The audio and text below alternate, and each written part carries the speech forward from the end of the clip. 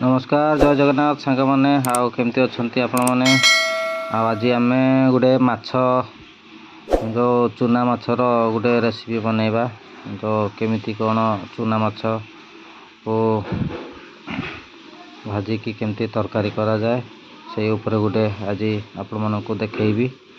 देखंतु अदा आउटे नाबा टमाटर गोटे तापर लंका दी तीनटा आपणकर राग अनुसार आउ पियाज आउ रसुण या आम ग्राइंडिंग करवा वर्तमान तो यहाँ कप ये ग्राइंडिंग करवा सबको मिक्स करिका भल भाव आउ सोरिष मंजी तो मेन होची माछ पई सोरिष मंजी टिके पकेवा गोटे चामच आउ माछ को आम हलदी रे आ लुण देकी भल भाव गुड़े दबा।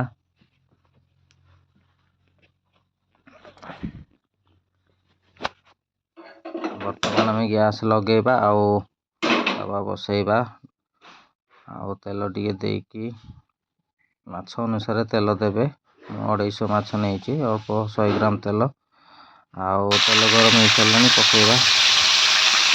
बर्तमान आम फ्लेम टाक मीडियम करदबा। बर्तमान आमर फ्राए चली चिकेन छाड़ूनी छाड़ा आम पलटी करवा। तो बर्तमान हो जामर नाली अच्छा देखो केमती पूरा फ्राए भल भाव हो जाती। बर्तमान चलते आम आरंभ करवा। पियाज तेल जहाँ जो आमर बटा होता बेसर सब दिहला फिर टमाटर टी पकेबा से या भल भाव मिक्स करवा किछ समय पानी टी दबा आ भल से भाजी हो जाऊ।